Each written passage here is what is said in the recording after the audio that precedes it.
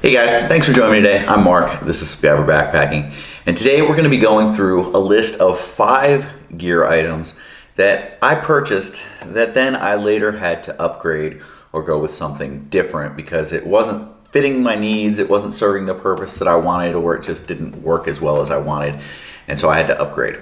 There's the saying out there, buy once, cry once, and usually it's pretty legit that if you go with the better, higher priced, more custom item, maybe something that you have to wait a lead time for, a lot of times getting that one thing that you knew you should have gone with is the smarter plan, because sometimes you end up buying and then realizing that wasn't the right choice and later having to buy again. And so you end up paying twice and actually end up spending more than you would have. So today we're going to talk about 5 of those items that I've got. The last one may be a little bit controversial and maybe one that I get some disagreement on. But just hear me out when we get there. So let's get right into this. Let's go. Now the first item we're going to talk about is actually probably more expensive. The piece that I bought that I needed to replace is more expensive than what I replaced it with. And so what I had originally bought were these titanium pegs. So I was using these as stakes for my tarp, tent, whatever else needed to be staked out. And what I found is that while they're fairly light, they're not the lightest thing out there. They are extremely strong. Unlike some of the shepherd hook stakes, even the titanium shepherd hook stakes or the aluminum stakes, these do not bend. I will say that if you have to hammer these into hard ground, they're going to go in and you may have trouble getting them out because they're essentially a nail, but you're not going to bend them. So in that regard, they're nice. They've got a nice flat head you could probably hammer on pretty good with a rock. But I found that in most ground that I used, these didn't work. If it was raining and I had somewhat soft ground and there was any wind, which in Oklahoma, in the Midwest, central part of the country, there's pretty much always wind, these wouldn't hold very well and would pull out quite a bit. And so I had a lot of problems with that. So I switched to probably the most common and most well-known stake out there, and that is the MSR Groundhog. I know that some people go with the mini Groundhog, which is about 2/3 of the length, about that length. I go with the full one. Weight difference is not much between the mini and the regular, and this just gives you, in my opinion, more options. And that design, that Y design with a little bit of curve, really bites into the ground and can really keep from pulling out. So I've had really good luck with these, and I think that they're actually cheaper than these per stake. All right, moving on. Now this piece of gear, I think I actually got it out of like a Nomad box.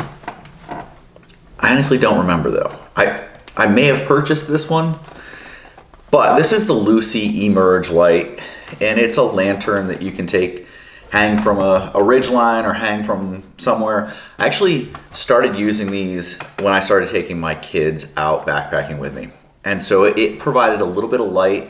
Overnight, I'd hang it up kind of either between our hammocks or in their tent or outside of their tent and have this on just so that they had some light. So it wasn't completely pitch dark for them. They didn't have to get up if they had to get up in the middle of the night to go to the bathroom, they had some sort of light source and they weren't fumbling around trying to find a headlamp. I wanted something to kind of make things a little bit better for them.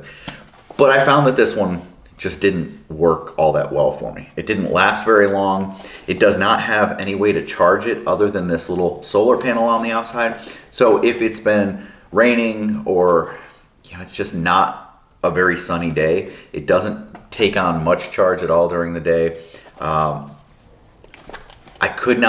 couldn't get it to really hold a great charge. As a matter of fact, I've had this thing sitting out for a few days now and it won't turn on. So it may be completely dead at this point, but a better choice is this Luminade one. And so a few reasons why I like this Luminade one. Number one, it has a better strap system on it, so you don't have to carry a carabiner or anything. It actually has little snaps on here, so you could snap it to a line or wherever, or actually around a tree, whatever you need to do. The brightness on this is quite a bit bigger. Now, you can get different sizes of the Lucy lights, so I'm not putting that as a huge downside to this, with this being over it. But what this does have, not only does it have a solar panel on here, it also has USB and micro USB charging ports, and this can be used as a battery bank backup if need be, which can be recharged there as well. The light output, however, is really good. It has indicators to tell me how charged it is, and it just works really well. I actually like using this one when I'm out backpacking by myself as a light, especially in the winter, as a light source for videos. So I like this one a lot more. This is the Luminade. Number 3 on the list is one that I'm sure you guys saw coming, and that is the Sawyer Mini. So Sawyer Mini, super cheap to get into. A lot of, especially when I was really using this a lot of through hikers and other long distance backpackers were using something like this. And so I got it, and I was one of the people that stuck with it longer than a lot of others. A lot of people were switching to the Sawyer or even to the Be Free, and I was still using this. But the Be Free came along, and the flow rate is just so much better. It is just so much better than the Squeeze. Even if you went just to the actual Squeeze instead of the Mini, the Mini just isn't cutting it. It's just too small. The fibers are too tightly packed in here, and there's just better options for about the same price. So this one had to go.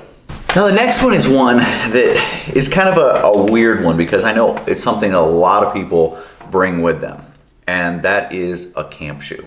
So something to, when you get to camp at the end of the day, pop off your shoes or your boots or whatever it was you were wearing. It's actually a nice thing, especially if you've got a trip where you're doing a lot of creek crossings. That's probably the one spot where I still do like to carry camp shoes, but most of the time I do not carry camp shoes anymore. But I had made the choice to buy these. These are from Zero. They're just the really minimalist sandals. They're adjustable. You have to order them in your size, but you know, they're adjustable. They work pretty well for what they are, but I don't like them. I don't like the way they feel. If it's chilly at all outside, you've got to wear Injinjis. I don't like Injinjis. I don't like toe socks. I don't like things between my toes. I would rather wear flip-flops than these. I didn't like the way that the strap system felt on me. So I don't use those. They just don't work for me. During the winter time, what I do like to use are these Sierra Design down booties. They've got a hard leather sole with a pretty good amount of closed cell foam in there, insulates you from the ground. And honestly, most of the year, I don't carry camp shoes at all. You know, as long as you've got a nice, comfortable pair of shoes, loosen them up when you get to camp and go that route. Now, I've gone other extreme routes. You know, they've got those abrasion and puncture resistant socks. I've gotten a pair of those. They're like Kevlar lined socks to wear around camp. I just didn't like those either. So I don't do camp shoes majority of the time. But those Zeros, I couldn't do. All right, last one is the one that I said was going to be a little bit controversial, and it's because it's something that's debated, and I've done videos that show what I prefer, and I got a lot of people, always get a lot of people commenting that they prefer the other option. But there's some reasons the specific one that I have, I don't really enjoy. So without any further talking about it and delay. Let's get right into this one. Okay, so for tarp management, I always use a snake skin of some sort, a hammock sleeve that I can quickly and easily gather my tarp up in. And then I roll it up.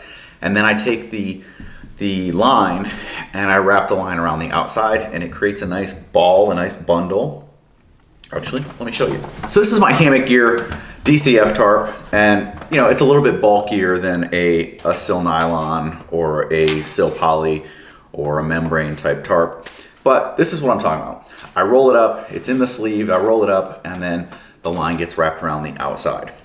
So that's how it normally is in my bag. This one's unraveled right now, and what I wanted to talk about is actually my ridge line, or the line. In this case, it happens to be split lines with Dutch stingers. Now, the Dutch stingers I've got no issues with at all. Doing a split line is not my preference. So let me first talk about that. I prefer a continuous ridge line that you can just get to camp, string up between two trees, and then center your tarp on that ridge line. So it's just one time messing with trees. You set it on one tree, that's the anchor side. You go to the other side, you cinch it up, it becomes nice and tight between the two trees, and then you take your tarp while it's still in its snakeskin. You don't have to take it out of the snakeskin at this point, and you can center it. It's on prussics, and you center it between the two trees, exactly where you need it to be, and now it's centered. And there's no messing with it. There's no going from this tree to this tree, back to this tree, over here, tighten it again, loosening this one, nope, tightening this one. It's one time, and you're done. Plus, it provides that ridge line that your hammock or your tarp hangs from. For people like me that use their trekking poles as pullouts up above, or have poles that go up over, it provides something to keep the poles from actually being on the ridge line of the tarp. For me, there are some other advantages as well. It doesn't pull on the tarp as much. It doesn't put as much stress on the tarp as you pull it as taut as you can to the trees. You're putting a lot of tension on the pullouts on the tarp and that ridge line of the tarp when you're doing it split. When you're doing continuous, you can tighten it by those prussics, but you're not putting the full amount of tension that goes to the trees on your tarp. So just a few, and if you're doing a continuous ridge line, which I like to do, the ridge line goes over, not under the tarp. That's not negotiable. Over the tarp, not under the tarp. Remember that. But this specific line, so yes, this is a split line design, but what I did wrong on this one is I ordered it from Dutch with the reflective line. And the problem with the reflective line, as you can see right here, as I start trying to pull this out, it doesn't slide out. It's now knotted, and it's gonna take me, sometimes this comes out of my pack, and this is what it looks like. I mean, this is exactly how it just came out of my pack. And it's gonna take me minutes to get this thing untangled, figure out where the end is, and start fishing the end through. And then I've even had it where I get it untangled at camp, I've laid it on the ground, and I go to put it in a tree, and this line is not slick. It's not a slick line, and so it grabs stuff. It'll grab branches, it'll grab leaves, it'll grab onto itself again and end up in a knot. So number one, I'm not a fan of the split design, and number two, if you're gonna go either design, get a slick line. So if we look back at this Hammock Gear one, I've got a very, very slick line on here. And this is the type of stuff that you want, that, you know, it just doesn't tangle. It stays extremely slick. You can run it over the side of stuff. You can run it over branches, and it's just, you can see the sheen on it. It's a shinier piece of material because it's a slick line. and so it just glides a whole lot easier. It's easier to adjust your tarp on the ridge line, and everything just works a whole lot better. So if you're gonna do a ridge line or pullouts or anything for your tarps, go with the slick line. Don't go with the reflective. The reflective has really like abrasive pieces in there that I don't like. So this is the way to go. And I mean, if we're gonna talk about it, since it's already here, go continuous ridge line, don't go split line design. Split line design just, for me, is the wrong way to go for too many reasons. And I know I'm gonna get comments on that one, so bring them. Let's do it. All right, guys, let me know about what pieces of gear you bought, but then had to go buy a different one because it wasn't what worked, or it was just, it failed, or you know, you went cheap trying to save some money thinking that it was an okay area to do it, and when you actually got out there, that piece of gear didn't work, failed, or didn't live up to the expectations you had for it. Questions, comments, leave them down below. Be sure to go check out the Patreon page. I will be adding content there as soon as I get people going over there, helping support this channel.